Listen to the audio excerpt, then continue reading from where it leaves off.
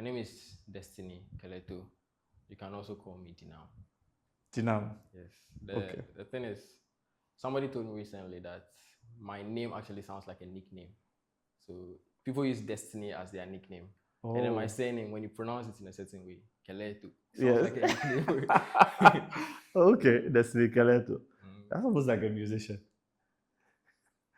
Cool. So, also known as Dinam Yamal, Starboy. Let's look at your life so far. Where were you born? I was born in Aflao. Okay. Yeah, the municipal hospital over there. Okay. On Tuesday night, 3rd December. 3rd December. So Christmas, at least you released your mother to go and enjoy Christmas. You didn't hold it. What was your childhood like? I was very quiet. Very quiet. Yes, I just watched TV all the time. So you grew up in a household with both your parents? Yeah. Okay. Did you have grandparents around, or? It was a family house. So a family house. My aunties were there, my uncles. Okay. My grandma, my cousins were around. Is that Aflao? Yeah, then. At that time, it was in Aflao? No, it was in Den. In Den? Denu. Denu? Yes. Okay. There are two separate towns. How far away is it from Aflao? It's not far. The next town after Denu is Aflao. Okay. Then you get to Togo. Okay. All right. So what was the childhood like in terms of growing up in a family house? You said you were quiet, but if you have cousins around and aunties, and how quiet can you be? They'll pull you into every event. Yes and no. Okay. So my father, you see, my cousins, the other side, they don't. My mom actually doesn't like us associating with them for a lot of reasons. Okay. So I mean, just from the time that we were young, she kind of taught us to be to ourselves, not to really depend on other people like that. So I kind of learned that from the beginning. Okay. So I'm always inside. There's always TV there, so I just watch TV. I like watching TV a lot. Okay. So do you attend nursery school? Yeah, I attended nursery school. Okay. Do you remember the name of the nursery school? Yes. What's it called? L'école internationale à Découverte. It's a French school. L'école. So you were speaking French at that age? Yes, I understood French. You understood French? That was in the Volta region? Yeah, in the Volta region. There's a French school in the Volta region? Yes, there's a French school. So they teach French from nursery all the way up to GHX. Yeah. Okay. And so that's the school that you attended to JSL? Okay. I had to leave that school when I was in class 2 over there. Okay. And I stayed in the house for some weeks, and I went to an English school, private school. Okay. Do you know why you had to leave the school? It's not something you can get into. Oh, we can get into that. Okay. Yeah, it was because of a teacher. A teacher? He kind of treated me badly, so okay. I had to move. He lashed me mercilessly. He lashed you? Yeah. What did they accuse you of doing? It's a long story. We have time. So you call him Tapi. That's what he does. Tapi means beat. So he just beats people. So that guy was just a terrorist in the school, beating people? More like that's how he is. So I think it was because of an assignment or something. That's when he circled me and then just destroyed me. Tapi just went. Yeah. And then you were you hurt from the beatings, or just you were crying? And I won't say physically, but emotionally. Emotionally. Yeah. So you cried to your mother? Yeah, I cried. I didn't go to class the whole day. I was just outside the classroom. He sent me out actually, so I was just outside the classroom, and my mom. They called my mom, and then I don't think she came. She sent one of her apprentices. She's a seamstress. Okay. So she came to the school. She brought my food, and I followed her home. So that was my last day in that school. That was your last day. I wonder how Tapi felt about this. I don't know. Okay. Then you stayed home for a while. For a couple of weeks, and I was there one day. My dad came there. I should dress. I should put on a white dress. I had this white kind of kaftan, and then I wore it, and I followed him. Got in his car, and I didn't even know where we were going. He just followed you? Yes, and then he drove me to Amazing Love. Amazing Love? Yes. From Tapi to Amazing Love. So you remember your first day at Amazing Love?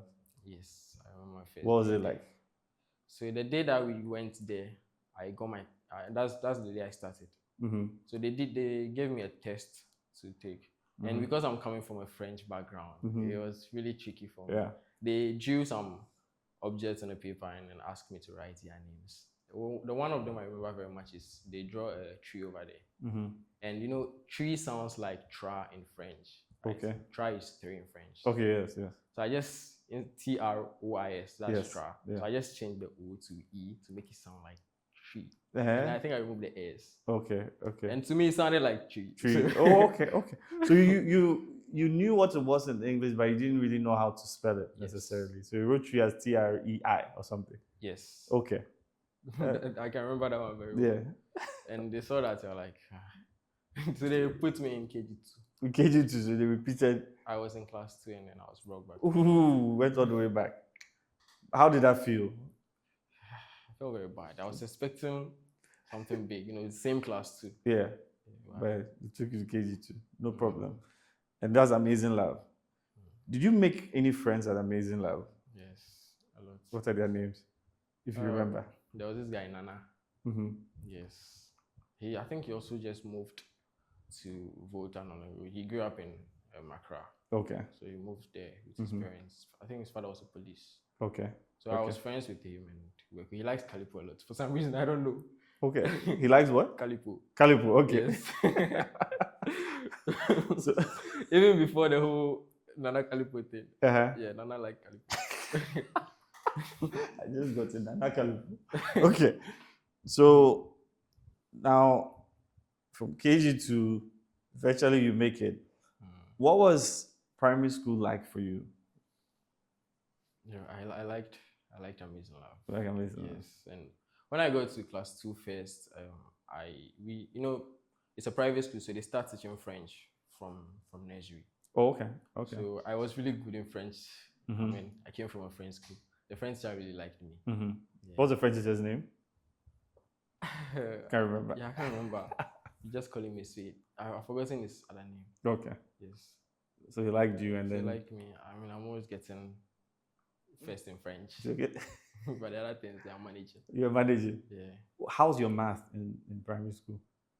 My math was normal. Yes, it was normal. Okay. And you know, math is kind of like a universal language. You don't. Yeah. So it's not restricted to English. English, yes. So the math and French, the things that I learned there, I can just translate it. Yeah. Okay. Was there anything that you noticed in English as somebody coming from a French-speaking background that was strange or funny, but only stood out to you because you were really coming from that French background that like people didn't notice? No, not really, because I already had people around me speaking French. My sisters, English. English, yeah. My sisters speak English in the house. Okay. So, how many sisters do you have? I have 2 sisters. Okay. Older? I'm the last born. You're the last born, and Tape Tape hit your mother's last born, and only boy. Yeah, only boy. Hey! Surprised your mother didn't go and Tape Tape, Monsieur Tape Tape. My mother is very cool. So. Very cool. Yeah. Okay. What are your sisters' names, by the way? Sylvia and Susan. Sylvia and Susan. Sylvia and Susan, but your name doesn't start with an S. I was expecting Sylvester. Why is your father, does his name start with an S? Sylvanus. Okay. Sylvanus. Yes. So why did he give you a name with an S? I really don't know. You should ask him one of these days. I don't know why destiny. What did you say? I don't know why he gave me destiny. No, I mean, he could have still kept destiny, but ask him why he never gave you a name with an S, even for a middle name. Yeah, but okay, so everything was normal. When did you get interested in computers? Way after. Way after. Yeah. So then we'll come to that. I wanted to know if it was around this time. So you're going through school. After you got lashed and went to Amazing Grace, did you ever get lashed again in your life?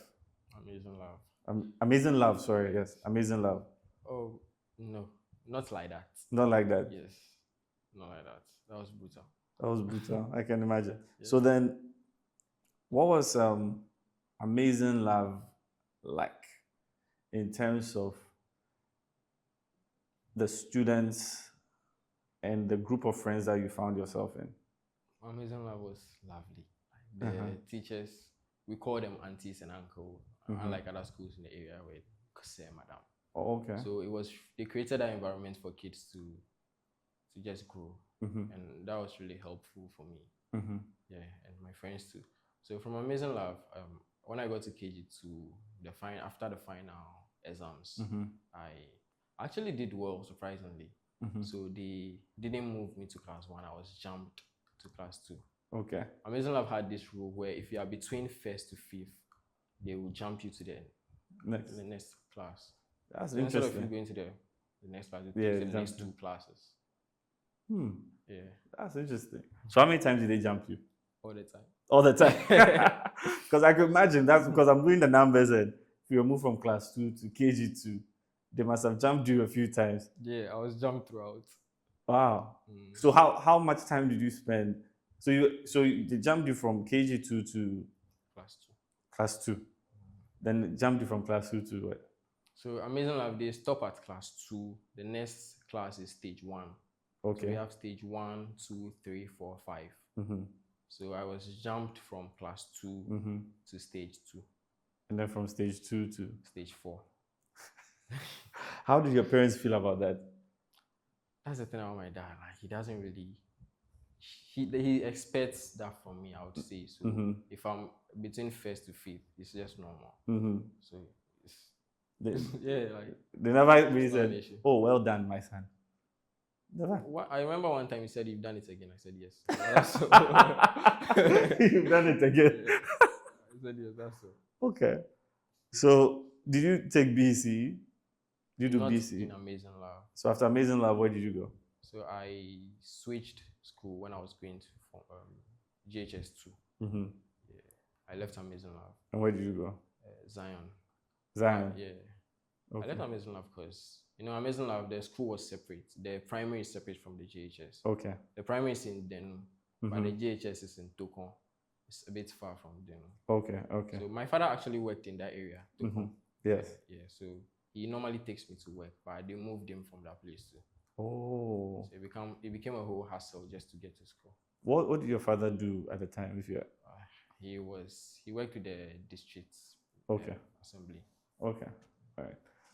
So then, new school again, but as I say, you've done it again. So you weren't intimidated by anybody when you got to the new school. No. The thing is, when I got to Zion is Zion is just after my house. Okay. Yes, when you open my house gate, we have 2 gates. So when you open the second gate, that is the Zion campus. I knew like the teachers there. I knew some students there, so it wasn't a new experience for me. You just walked in there, they knew that okay, this guy is coming. He's come to be between 1st and 5th. Yes, and I knew some friends from Amazing Lab too. Okay. They left Amazing Lab when they were going to JHS. So they did JHS in Zion. Okay. What are their names, if you remember? Yeah, I remember them. Okay. There are 2 from Amazing Lab. So in JHS, I had 3 friends. We were 4. Okay. So we wanted to call ourselves there for almost 8 years or something. The former. What are their names? We need to know these superstars. So we have the funny guy, Lumobi Jonathan. Okay. Yes, he's in Nigeria right now. He's a Nigerian. Okay. And then we have the ladies man, Caribbean. Okay. And then we have Della. Della is the creative. Okay. Yes. And then we have me. You are the what? I'll say the brains. The brains. Yeah. The brains of the operation. Okay. So you went there.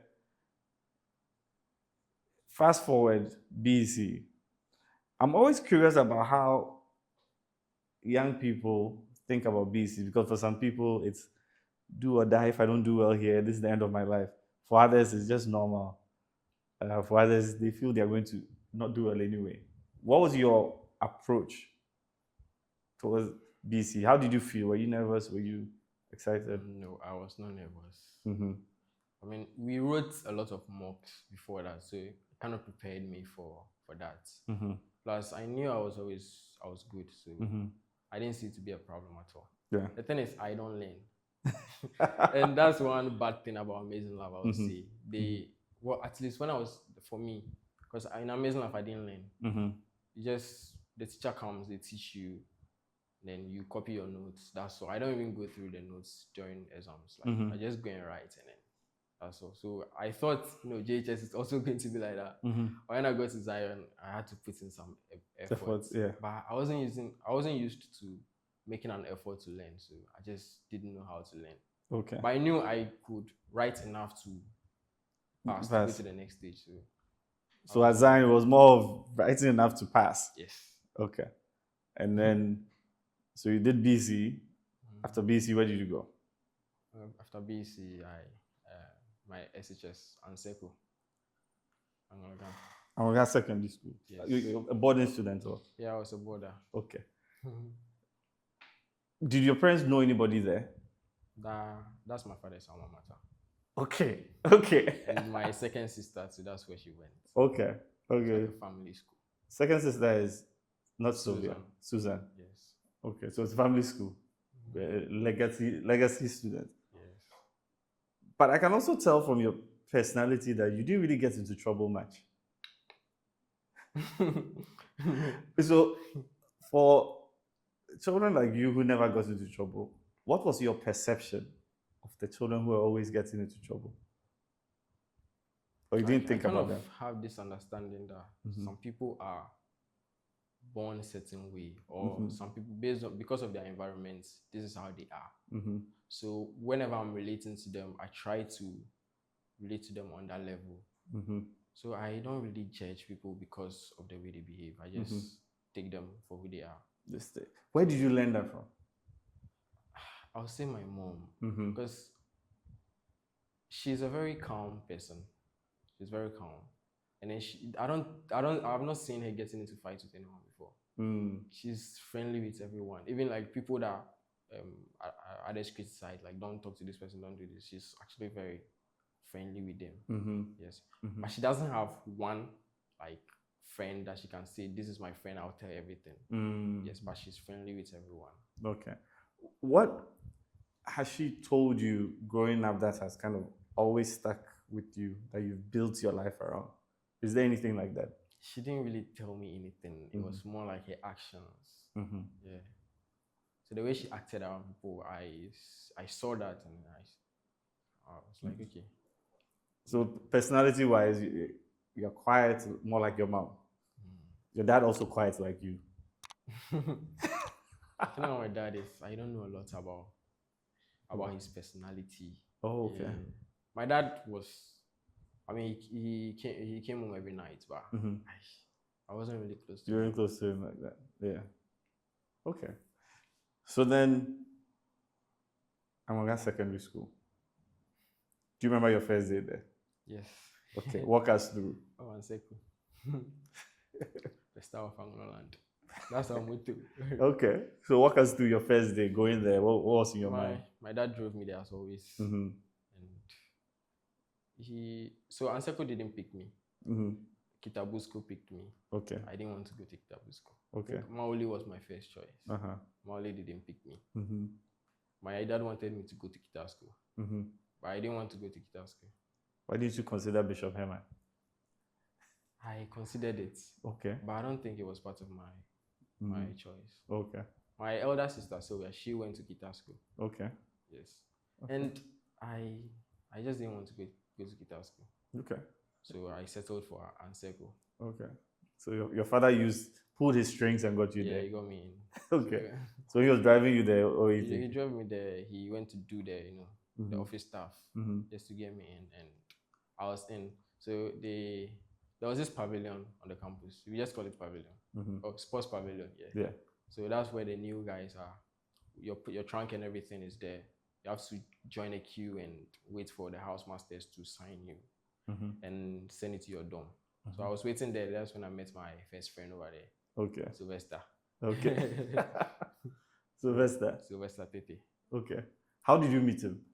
That was his first day as well. So did he speak to you, or you spoke to him? I don't remember. Okay. I don't remember, but we just kind of clicked. And again, my thing, I can just start talking to anybody, just get friendly with them. Yeah. It's not an issue for me. Okay. So we started talking, and then, and Sylvester is a very outspoken guy. Okay. He is not afraid of anything. He can pitch anything to you. He can sell you anything. Are you still in touch with him? Yes. What does he do now? He's a TA right now in my school, GT. Okay. We have to meet this outspoken guy. You have to meet him. Sylvester. Okay. So Sylvester was my first friend in our circle. Yeah. Did anything? Obviously, you didn't get into trouble, but what was like the biggest controversy whilst you were at Anseko? About me or Not about you. Oh, but did you get involved in anything? No. I didn't think so. So something else that happened that would mark that era. Anybody who went to school in that time remember, this case, this thing. There was this guy. He's actually a cousin of mine. Okay. Yes. His name is Zylot. Okay. I think I forgot his real name. Okay. That's how we call him. Because it was Zylot. Zylot. Okay. Yes. Form 1, he broke bounds. First term. He broke bounds, went to the town to chill with his pals. And they caught them. That wasn't the first time. So they caught them, suspended them. Their parents came to the campus and it got heated. I think his father got into a fight with one of the lecturers. A physical fight or verbal? It started verbally and then it became physical. Yes. Oh my goodness. So his father was your uncle? Sort of. I think it's the father side. I can't remember which side he is. Yeah. So you're related to him through his mother's side? I don't know the side particularly, but he's a distance cousin. Okay, distant cousin, okay. So they got in a fist fight? Yeah. And how was that resolved? He got expelled. They separated them and then. So initially they were just supposed to get suspended and then your father comes and gets in a fist fight and then you're gone. Where did you go after? Did you ever find out? There was a school in the area called Momentum. It's a private SHS.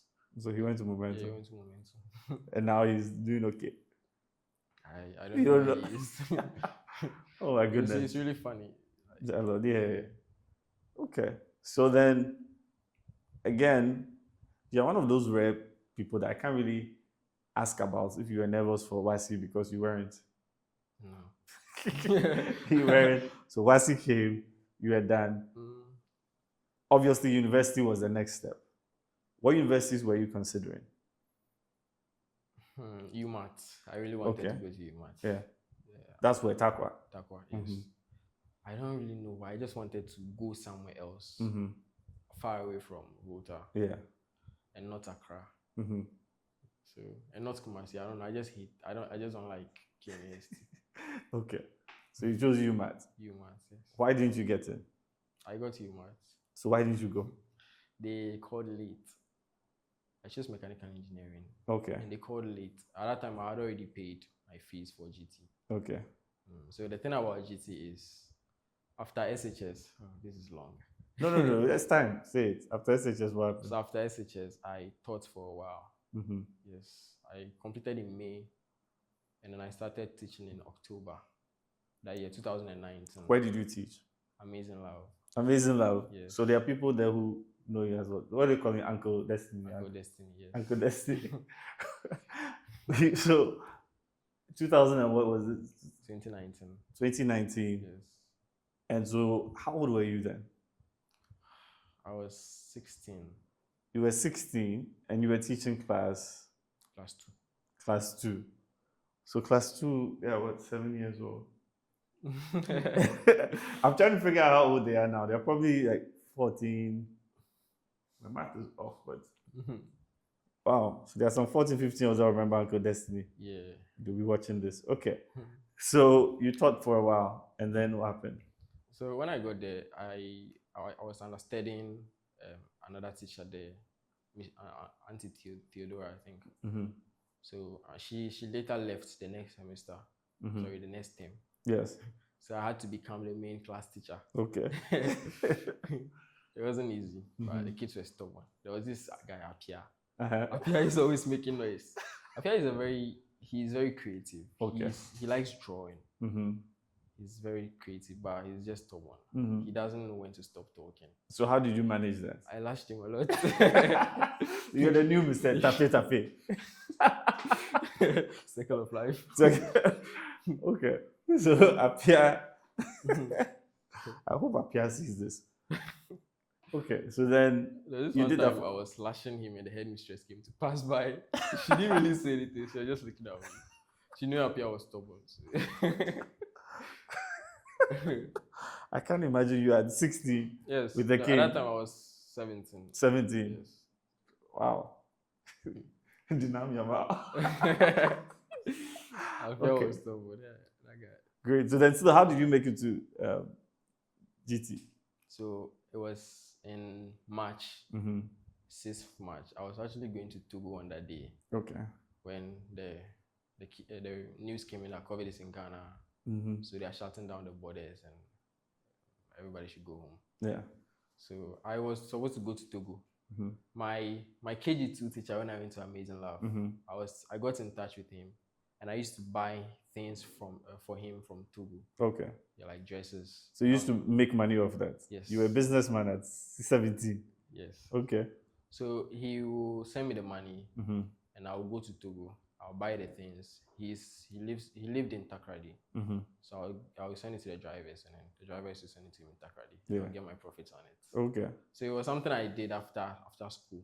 Normally school closes around 3 something. So by 4 I'm on my way to Togo. Yeah. And I get back like 6, 7. So you're on your way to Togo to do business. You had money. You couldn't go to Togo anymore. Did you refund the money? No. So I actually wanted to go, but my sister, she's a doctor. Yeah. So she called her. It's not safe. So I should just stay home. So I spoke to Uncle Moses. That's his name. I spoke to him, and he said okay.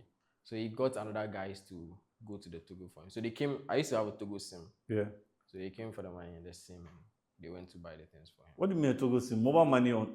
No, normal. So when I go to Togo, I had to find a way to contact him. Okay. Yes. Sometimes the dresses that he wants, they are not there anymore. I have to look through them just to get nice. So they came for the money and your Togo SIM. Yes. And they went and they did it and they came back. They brought your SIM back to you. No. I bought it like with his money and everything. So okay. It's more like for the business. So those people took over your business. Yeah. So there's a chance you could have gone to Togo and been stuck. Yes, there's a chance, but at that time they weren't enforcing the whole closing of border thing. Yeah. So it wasn't that strict. Okay. So then that business ended. And then what happened next? So that was when I got into betting.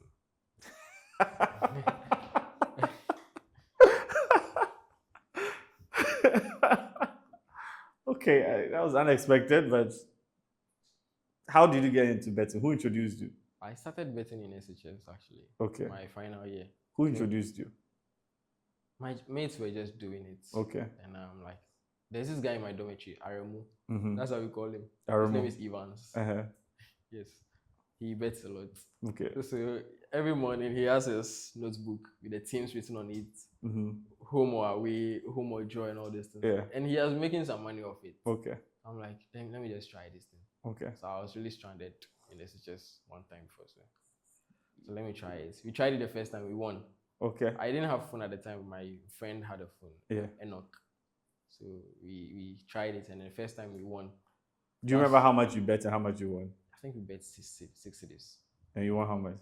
I've forgotten the actual money. Okay. Yes. But we won that one. And that's the only one we've won since. We never won any bets again after that. But you spent more than 6 cities. Spent a lot of money. But then, so after, when the COVID lockdown happened, then you got deeper into betting. Yeah, I got deeper into it. But you still didn't win. Yeah, I won. I would say I won. You won? Yes. What do you mean you would say you won? Explain. It's complicated because I was kind of studying betting from a distance. I watch the games sometimes. I follow the stats. And then sometimes I play my money, but I just didn't invest that much into it. So when the COVID hit, I had some money from the teaching and Togo. So the teaching, let me just mention it. I was being paid 200 cedis at the time. A month? Yes, a month, 200 cedis. But hopefully you were walking to school. Yeah, I was walking to school. So, well. It was small, but I mean. Yeah, it's part of life growing up. It's better than sitting at home. Exactly. Not doing anything. And you got money to bet, so that's a lot of money. Yes. Okay, so. So I got money from the teaching money and the Togo money. I used it to bet. And I lost most of it. I lost most of it. But I was getting to August, June, July, August. SportyBet introduced these games, GT games. Okay. So it's more like virtual games. They play them within 12 minutes, the whole 90 minutes. So it's a virtual game. Someone has programmed the game. No, actual players are playing it, but just like FIFA. Tell me more. So, kind of like what the FIFA games we play in the office. Just like the FIFA. And then people bet on that. Yes, on that. people bet on it. It's well regulated. So. Are you sure? I did my research.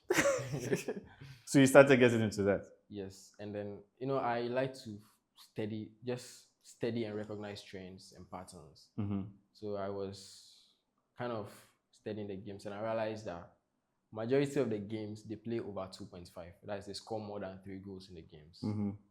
So I just decided that this is a trend. I've seen it for a while now, so I'm just going to stick it. And I know certain players that for sure they are going to score more than 3 goals in their matches. So I just did that, and I staked on it. The first night it worked, but I didn't really stake that much. So I'm like, okay, this is good. I'll keep doing it. So the second night I actually prepared because I won some money from the previous one. Yeah. So I doubled my money. And there's this thing called rollover. Yeah. So I did 2 kinds of sleep. The long one, and I staked a huge amount on it. Yeah. And then I did short ones. This one's per session. A session, they can have like 3 games. So I did it per session. Sometimes in a session, I'll just select one thing because I know the rest might flop. Yeah.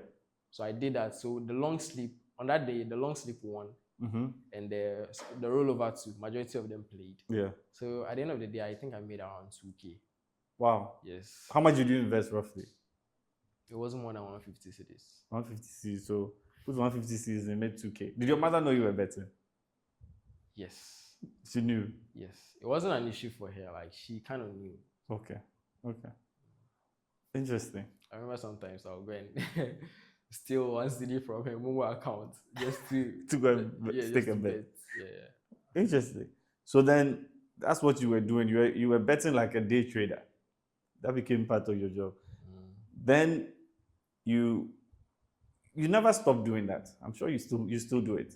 I don't You don't bet anymore. But I scrape betting results. I just have them there. I like to. Okay, we'll come to that. One of the issues people have with betting is that they think it can be addictive. It is. And so I'm interested in how you were relatively successful at betting, but you stopped. What motivated you to stop? SportyBet one. It's 2 reasons. SportyBet and 1xBet. Okay. I will talk about 1xBet later. Okay. So SportyBet, they actually recognize that this is what happens during the games, the GT games. So they removed that option from the games that are likely to play over 2.5. So you see over 3.5 there, and that's more risk. And I'm not willing to do that, so I just stopped. I tried a couple of times. It didn't work. Yeah. So basically, you're just a rational gambler, and when you realize that the odds were against you, you just stopped. Yes. Okay, good. But at this point, you still were not into software development. So at this point, I always wanted to build robots when I grew up. So I used to tell myself that when I grow up, I want to be an inventor. I like it, like the stories of these guys, Tesla, Newton, Einstein. Yeah. They brought something into this world that was not there. So I just wanted to do something like that as well. Bring something into this world that was not there. Yeah. So I used to tell myself I'll be an inventor. That makes sense. That's why you wanted to do mechanical engineering. Yes. I also wanted to be an inventor. So this is very fascinating. In fact, once I cried to my mother because I said everything has been invented already. I think I was like 11. I was like, there's already a telephone, and I was upset. And she said, don't worry, my son. It's okay. You invent something. And when I found software development, I was like, finally. Yes. I can compete with the people out there. Yes. I wasn't even thinking robotics. Those days we didn't have access. So then you started software development quite late. I started in 2021. I started because of betting. That's what I was going to find out, because obviously if you're into development and you see that, of course, SportyBet, when they realize that no, these odds are against them, they're going to fix it because that's what you do. However you analyze the analytics is more sophisticated than that. and they realize that they are losing a lot, especially to this one particular guy. For all you know, they even removed it for just you. So tell me, so how did you get into software development? So I'll start with the robotics first. Okay, yeah.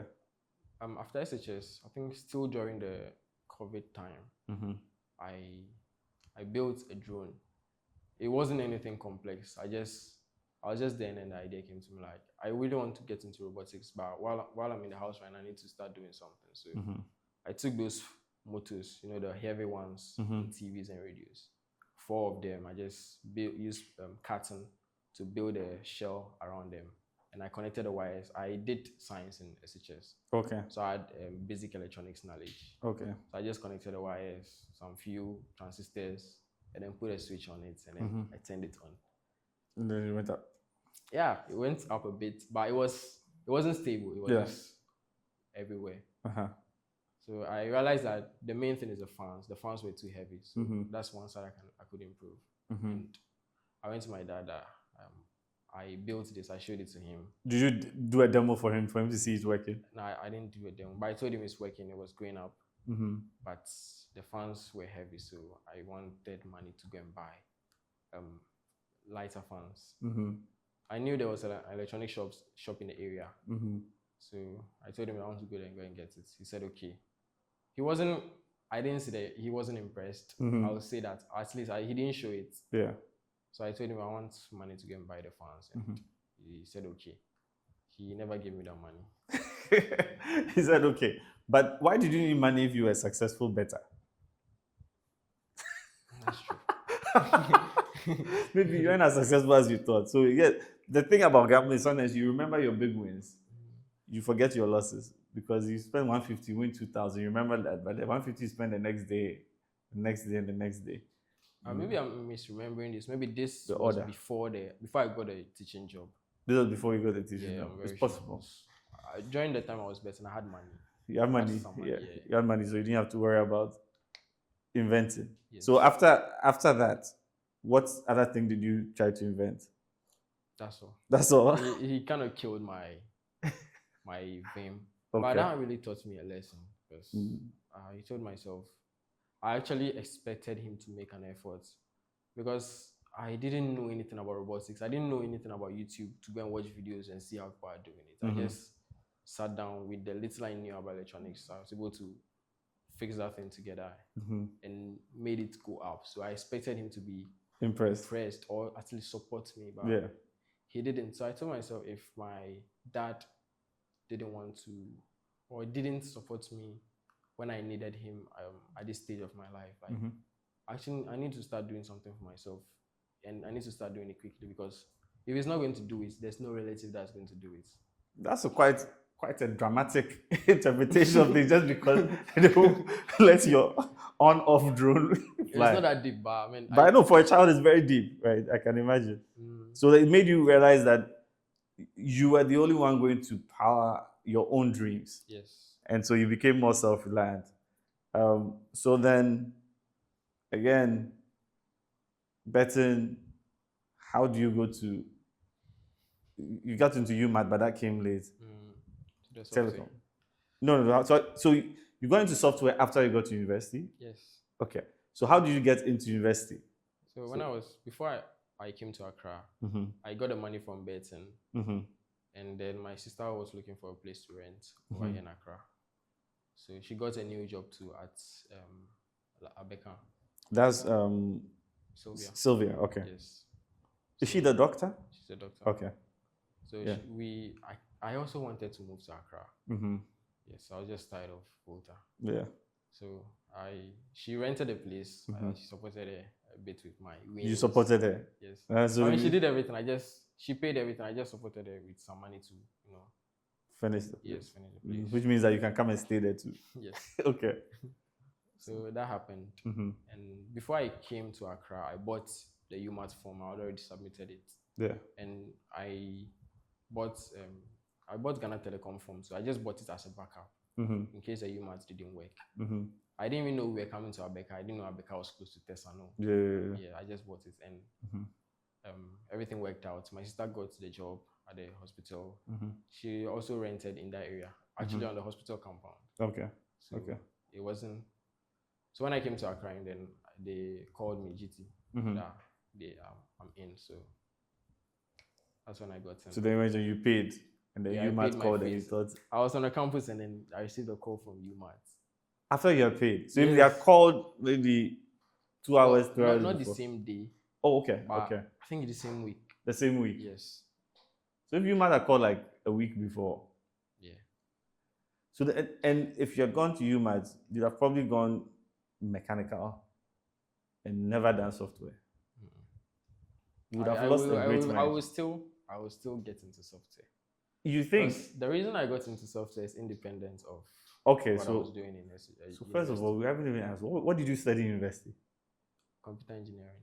Computer engineering. Yes. But the fact that you think that you get into software doing mechanical engineering, but anyway, so computer engineering, how did you pick that course? Computer engineering. Well, GT didn't have robotics at the time, and they didn't have mechanical engineering too. They had electronics and computer science, but I wanted something that would just, honestly, when I was selecting the courses for GT, I didn't really give it much thought. Okay. I just saw computer engineering interesting. It's better than electronics. At least I get to know more about computers. Yeah. That's why I chose it. Okay, so when and at that time, too, I knew to build a drone, you actually need to program. There's a programming aspect of it. I knew there's the hardware and there's programming. So I'm like, this will actually give me that knowledge that I need to do more. So you were still trying to perfect your drone with the big fans. I still have that idea. You still have that idea? Yeah. Okay. Maybe we'll support and build, we'll build a drone. I'll learn from Clifford.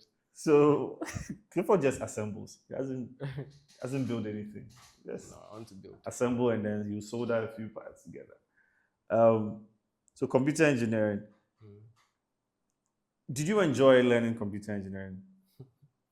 I don't enjoy learning. You don't enjoy learning? I don't enjoy learning in general. Like, interesting.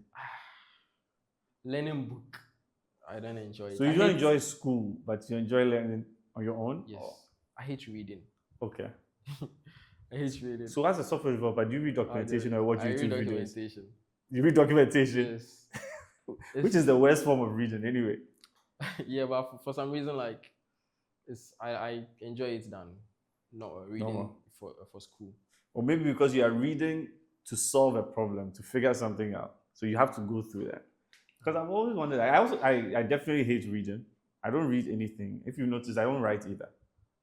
I hate reading, so I don't write. Because if I write, I have to read it. So why should I write?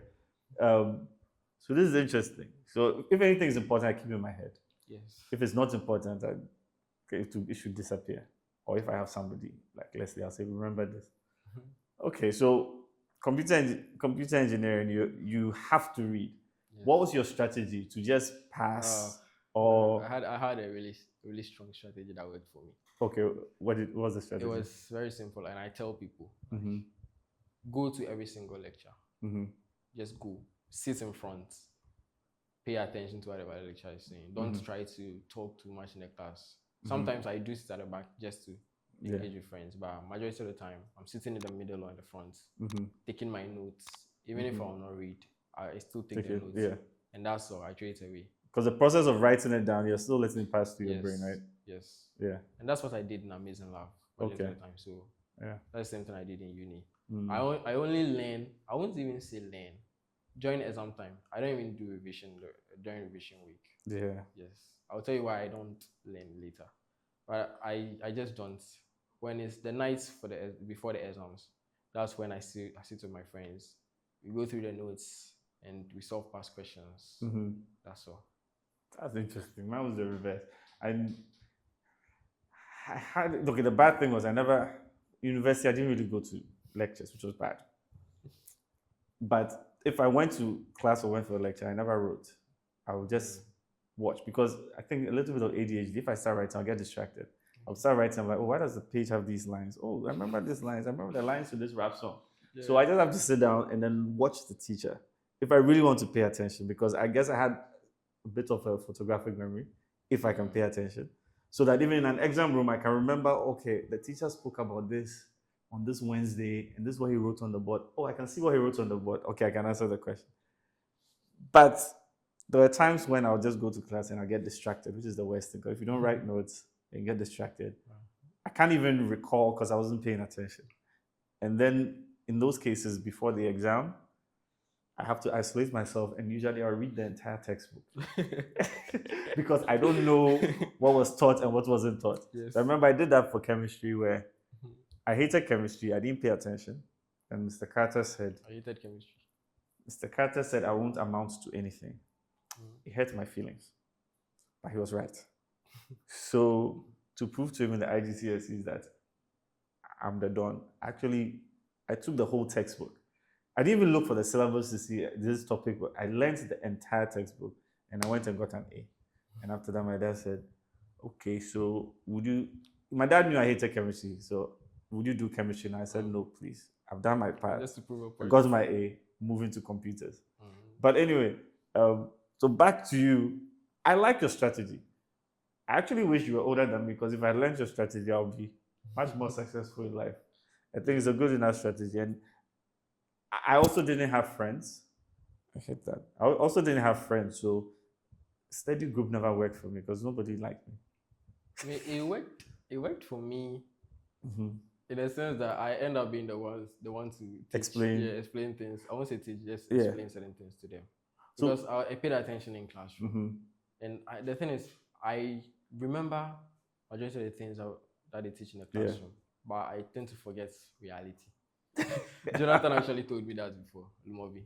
Okay, that you forget reality. You forget reality, but you remember book. Okay, so that's what you did to get through. And then, how did you get into software?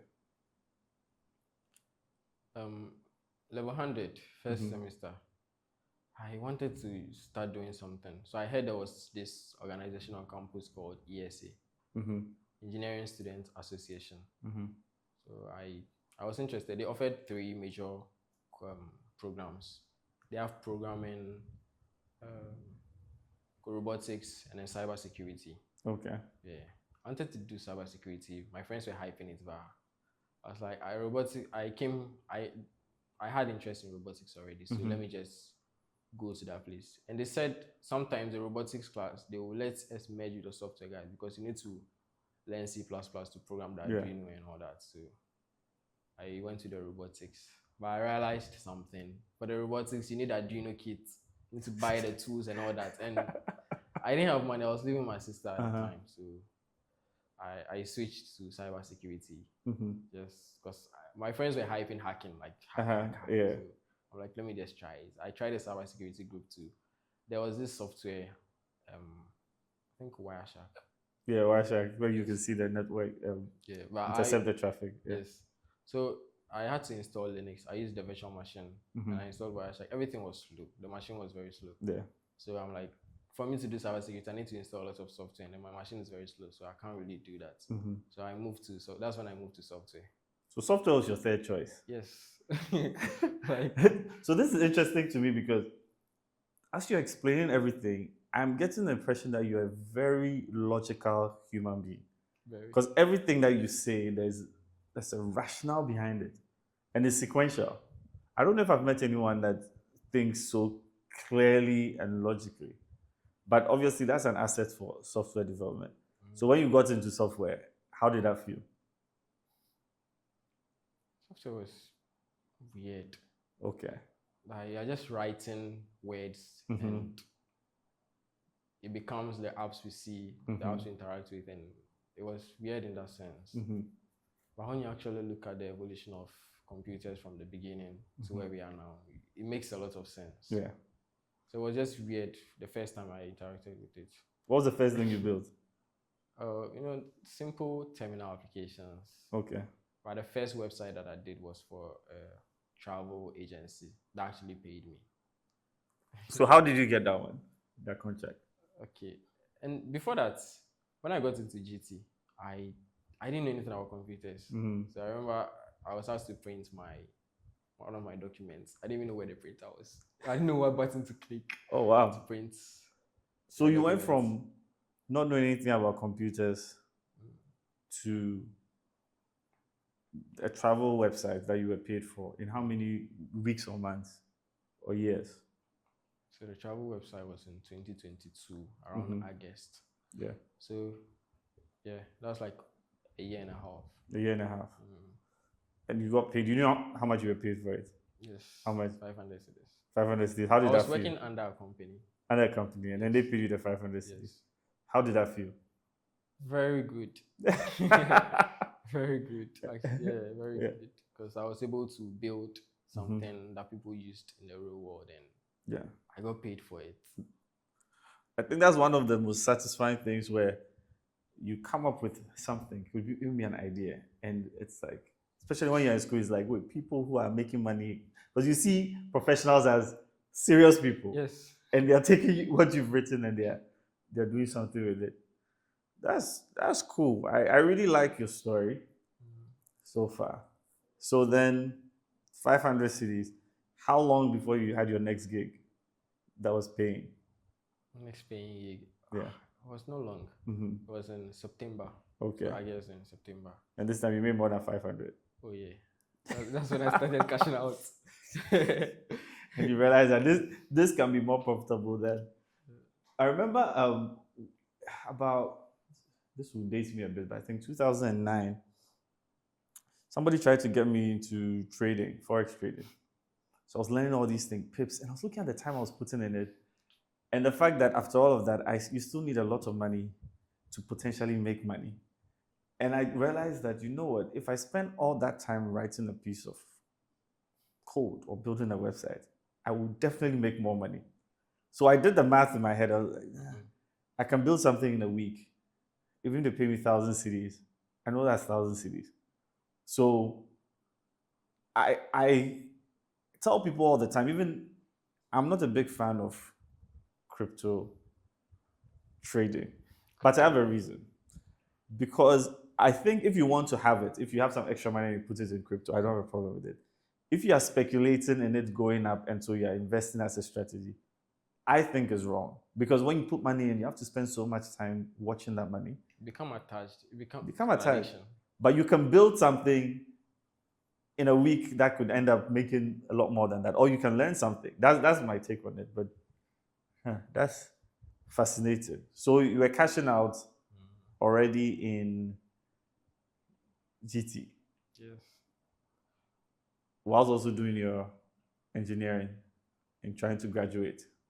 At a point, did it become annoying because you wanted to probably go into software development and then school was in the way? School never got in the way. School never got in the way. Yeah. You were. I mean, I started working here before I completed. Before you completed. Yeah. So, so what do you mean by school never got in the way? I mean, it took a big chunk of my time, but it was straightforward for me. We all have 24 hours in a day, and somebody's managing big companies, not just one, but a lot. Elon Musk. Example. Yes. Then here you are, you're not even doing anything and complain that you don't have time. It doesn't really make sense to me. Make time for what is important for you and just do it. So I had timetable back in university. It was a combination of the school's timetable and mine. Okay. Sometimes lectures don't happen. Those days I don't go to campus. I just stay in the house and then I learn. Okay. So the thing that helped me too is when I was at my sister's place, after doing my chore, I don't really do much actually. I just go to the market and buy stuff. That's all. So if I'm in the house, I'm with my computer and I'm learning or I'm building. So that's why I didn't have girlfriend. I wasn't in a relationship at that time. At that time? Yes. Okay. But things have changed. I'm still not in a relationship. Okay. So you didn't have a lot of distractions. So for you as a young person on a very good path to success, right? How do you think becoming more successful will interfere with this routine that you've developed that helps you become successful? Okay. Yeah, I started thinking about that recently. Okay. Because I realized I'm in a stable place right now, but that's a trap. Because if you don't have your North Star, something that you look forward to, It can always change, but you need to have something that is bigger than where you are right now. And at that time, I mean, I had bigger goals, to become an inventor. But I kind of got comfortable when I got a job here. So I was thinking about that recently. I'm okay where I am now, but this is not enough for me. I need to start thinking about the next big thing that I need to do. So I think you always just set a goal that you think is too big for yourself and try to get there. But what I mean also is that you've been able to move so smoothly because life hasn't gotten in the way. If you have a girlfriend, she's going to need some time. Your routines will change because it's not just what you want to do. Unless you find a girl who understands is have to be on dynamic schedule.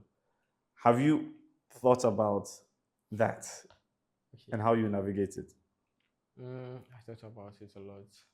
I had my first girlfriend when I was 14. Okay. I thought when I was 13, but I was talking to a friend recently and he brought to my attention that I was 14 when we started dating. Okay. Yes. So it wasn't anything that serious. Like we were in a serious relationship, but nothing really happened. Yeah. Because I was in school. She was not in the same school. We only talk during vacations. And we only meet on Sundays when we go to church. So what happened? Why did that relationship end? See, you broke her heart. That's the thing. Like, I won't say cold, but I let her down easily. You let her down easily? Yes. So when the thing with my dad happened, June, I was really thinking about my life. I did the thing where you write everything that you have in your life, where you want to get to, everything that is distracting you, that is stopping you from getting there. I wrote everything down and it included her. I mean, I was just writing everything. So it's included and I realized like this, I mean, we talk every night and this is not helping me actually because sometimes I want to just stay up, steady the games and in bed. But I have to talk to my girlfriend and it was... So what did you do? You spoke to her about it or you just stopped talking to her? I wrote a long WhatsApp message for her. It was stupid. Cold-hearted. I told her that when we were young, they let us write to pencil because we can make mistakes and with pencils you can easily clean it. But once you get older, you start writing with pen, and with pen it's permanent. You can't really. You put that in the WhatsApp message? Yes. Oh my goodness, that's cold. So I'm sure she read it. I'm sure she cried. Of course, she felt sick. She felt sick? Yes. How did you feel? I felt bad. Are you sure? No. I feel like, did you feel bad? I felt bad, but I didn't regret it because I saw it to be something I had to do. Yeah, so it means you're capable of cutting things off to go to the next level. So all the girls, please pay attention. So, but are you on good terms with her now? Oh yeah, we talk. Buy her a gift and just for cutting her off, buy a nice gift and say that I had to do this to move forward and this is your reward. He's already done it, don't worry. Okay. Wow. So after that relationship, I never dated again. You never dated again? Yes, because from there it was the teaching thing, betting, and then university. And that was when I really wanted to get into software. Does your mother know you did this? We are not a family that talks about these things. Yeah. Yes, so. But where did you learn how to write, like the things that the things that are weighing you down and all that? Where did you learn that? I think it was this guy. I didn't really learn exactly that, but I kind of took it from his way of doing things. Miles Monroy, he was a preacher. He actually died. Yes. He died in the plane crash or something. Crash, yeah. Yes. Yeah. He used to do these YouTube animations. Yeah. Teaching people how to get business ideas and inspiration from the Bible. Yeah. So he will take a story in the Bible, he will try to extract the lesson from it, mostly business lessons. Yes. So I kind of learned that from him, how to think about things critically. Yes. But before that too, I was in SHS.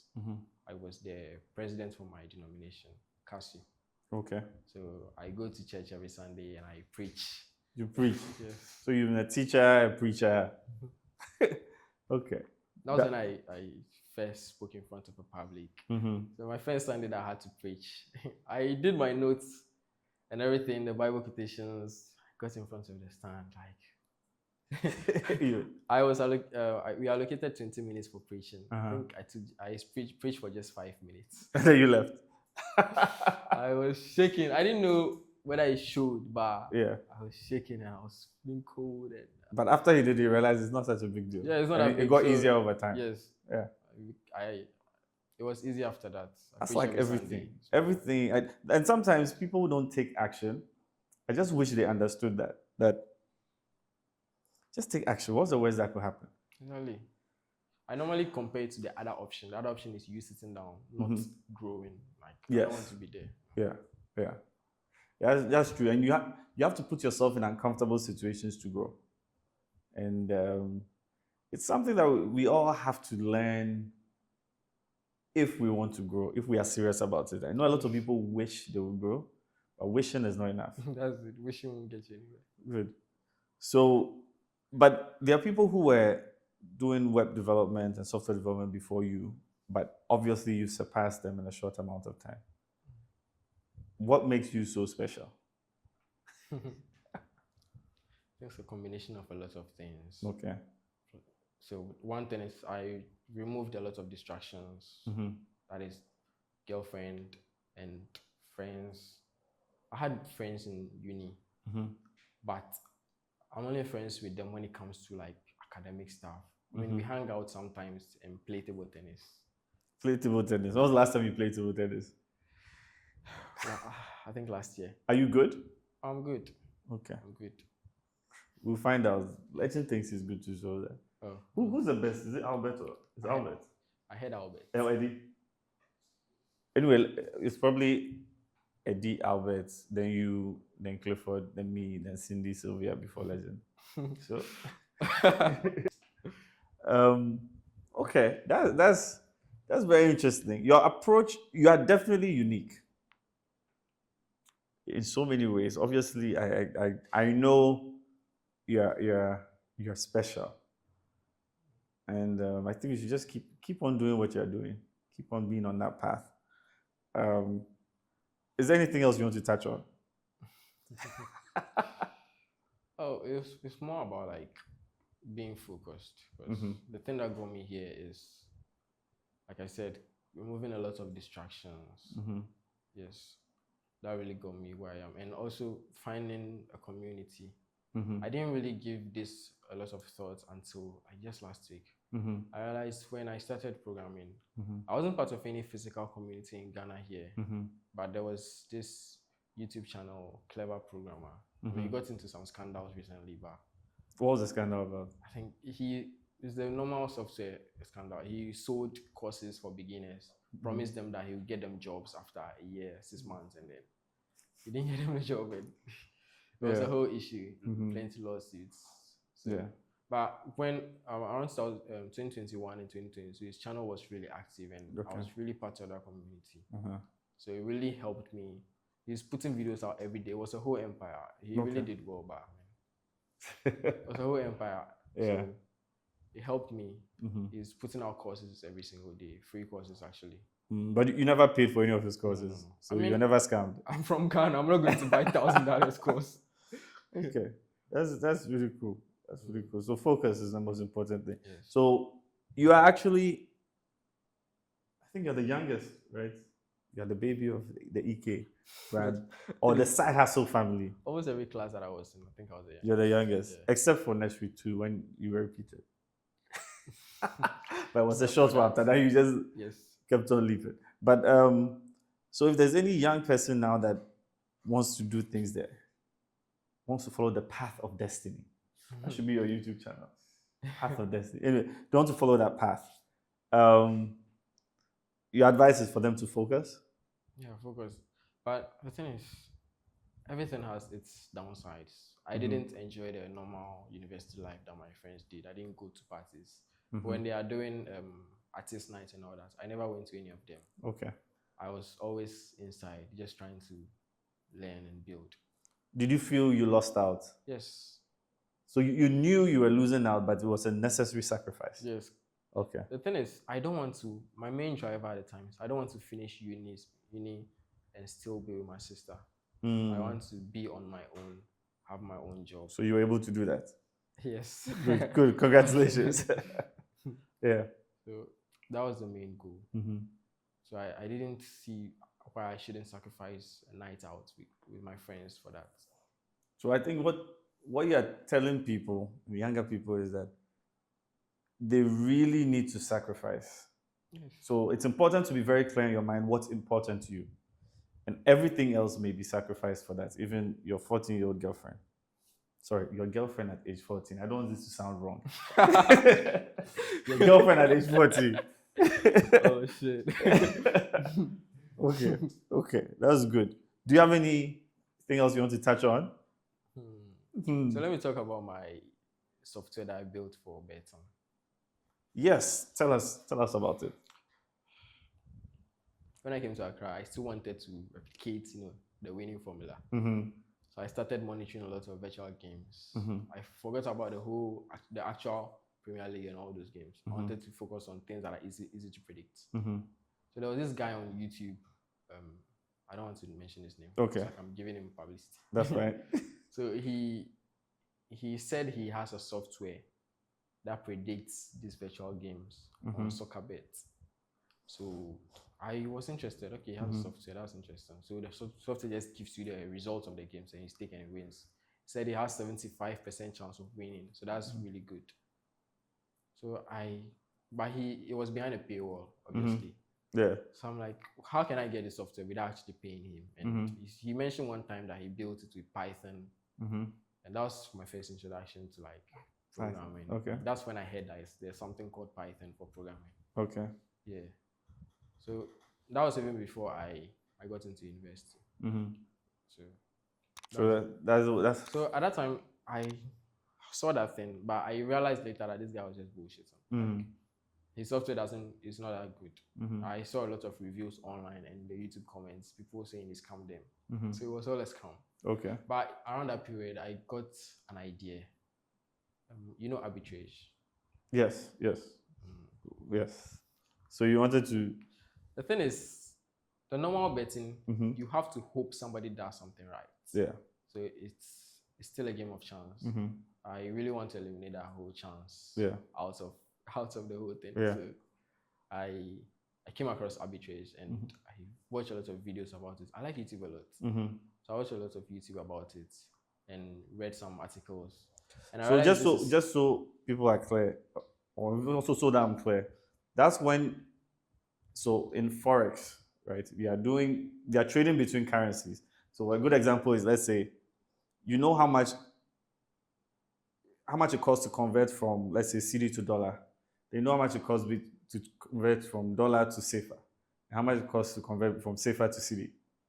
And if there is room for arbitrage, it means that you can actually do SYDE to dollar to SAFA, and then SAFA to SYDE and make money because there's a gap in the information. So I will assume for betting, multiple sites will have certain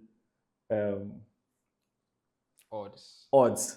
And in one sense, you can bet here and bet there, and no matter what the result is, you are making money. Right? Yes, it's Perfect. that simple. So yes, so go on. So you were introduced to that, and then you started studying the sites. So I named the major sporting bet companies that are there. Sporty Bets, 1x Soccer. Yeah. And there was this one to M Sports. Yes. So I started.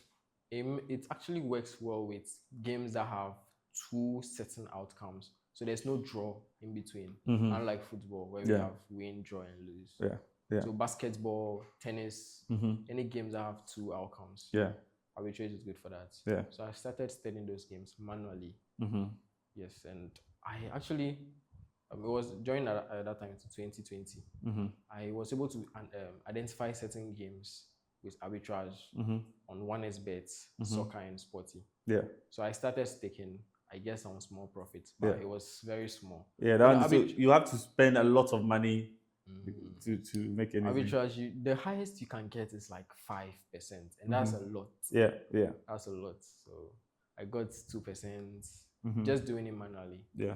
But I'm like, if I can do this manually and get this within a day, I mean, if I automate the process, it's going to be way better. I can get more arbitrage games. So that's when the programming thing came to me that, well, this guy built a software that can determine game outcome. So I can also do something like that. Yeah. So at that time, I didn't really know how to do it. So it was just an idea I had at the back of my mind that I'm going to do this sometime. But I didn't know the path to that. But I knew something that I want to do as well. Yeah. So when I started learning programming from the ESA group, they started with Python. So I got introduced to Python. I was programming Python, the whole Flask thing. Yeah. I got into Flask a bit. I didn't really like Django. People said it's bloated. So it's bloated, but it makes commercial sense. Someone would disagree with me. That's bloated. You know who? Yeah. But that's it. So I didn't really go deep into Python that much. But the bigger question is, remember, we go on this path because you wanted to talk about your software. The software. Does it work? Perfectly. What do you mean works perfectly? So I think I built it in 2023. That's when I built it. And it worked. It worked? Yes. So you've been making money with it? Yes. Consistently? But I stopped using it. Why? I didn't use it for even up to like 2 weeks. Why? It's complicated. So the booking companies, the betting companies, they actually frown upon arbitrage betting. It's not like a law, but they frown upon it. Yeah. So I've read a lot of things about companies refusing to give post money to them because of that. But how would they know if you are using 2 different accounts? When IP? Well, no. The thing is, you don't need 2 accounts with the same company. You just need 1 account to Sport C, 1 account with 1x. Yes. So that's what I was doing. But how would they find out? Yes, the thing about arbitrage is percentages matter. 10 pesos can change your whole profit margin. So normally when you're staking, you have to stake those small amounts on it. So if you want to stake, you can't stake for something like 100 cedis. You have to stake 100 cedis and 70 pesos for you to make your profits. And that actually flags. It flags it. Yeah, the system flags that. But if you stake, I mean, when you do it once, it's not a problem. But it's something that you always do. So one advice in the, I would say, arbitrage space is when you're doing it, try to mix it with some games that you intentionally lose or just take whole numbers on them. So basically, I disagree. Well, actually, it will still get flagged. I was going to say that if you say 100 cedis and 70 pesos, that's because you are not doing 10,000 and 70 cedis. But then the truth is that will still get flagged. Yeah, remember, you're dealing with 2 companies. So when you change something here, you need to change it at the other company to balance it out. So I read a lot of stories. There's a solution. I read a lot of stories that 1xBet refused to give post money to them. And I was broke at the time. Like I'm not going to give my 100 cedis to 1xBet. I like that you were broke at the time, but since you started working with EK Background, so your life has changed. Hint. So people should join our internship program. You're still very young, so we'll do multiple versions of this. I know this is like not even a quarter, 10% of your story. And then we're going straight to the top. Thank you very much. Thank you.